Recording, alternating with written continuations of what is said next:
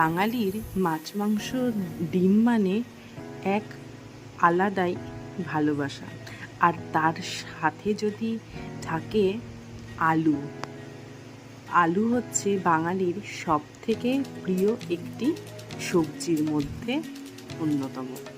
তো সেই রকমই রান্না আজকে আমি করতে চলেছি, ডিম আলু কষা। তার জন্য প্রথমেই আমি ডিম আর আলুটাকে সিদ্ধ করে নিয়ে লবণ আর হলুদ মেখে ভেজে নিলাম। তারপর কড়াইয়ে গোটা গরম মশলা দিয়ে তার মধ্যে পেঁয়াজ, টমেটো, গোটা জিরে, রসুন, আদা একটা পেস্ট বানিয়ে নিয়ে সেই কড়াইয়ে আমি দিয়ে দিলাম। আর তার সাথে আমি হলুদ গুঁড়ো আর ধনে গুঁড়ো অ্যাড করে নিয়ে নাড়তে থাকলাম।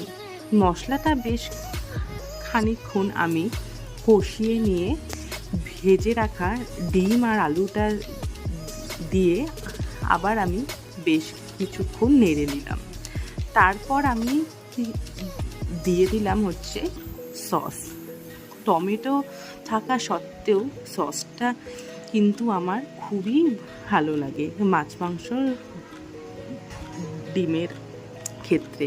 তো তোমরা চাইলে কিন্তু সস দিতেও পারো, আবার নাও দিতে পারো। তারপর আমি মশলাটাকে আরও কষিয়ে নিয়ে বেশ কিছুটা জল দিয়ে আবার আমি নাড়াচাড়া করে নিচ্ছি। আচ্ছা বন্ধুরা, তোমাদের কি ডিম কষা কি আলাদা মানে শুধু ভালো লাগে, না ডিম কষা আলু দিয়ে ভালো লাগে? তোমরা একটু আমাকে জানিও তো। আমার কিন্তু দুটোই চলে, ডিম, মাছ মাংস আলু দিয়ে ছাড়া আমি কিন্তু একদমই ভাবতে পারি না। তো এই দেখো, তোমাদের সাথে গল্প করতে করতে আমার কিন্তু রান্নাটা অলমোস্ট হয়ে গেল। আবার আমি বেশ খানিকটা কিছু জল দিলাম আর আমি একটু দিলাম লবণ। লবণটা দিয়ে আমি আবার নেড়ে চেড়ে নিলাম ডিম আলু কষাটাকে। তো এই দেখো, আমার কিন্তু ডিম আলু কষাটা একদম রেডি হয়ে গেছে। তো তোমরা আমাকে দেখে জানিও তো আমার এই ডিম আলু কষাটা দেখতে কীরকম হয়েছে। খেতে তো পারছো না, দেখেই বলো।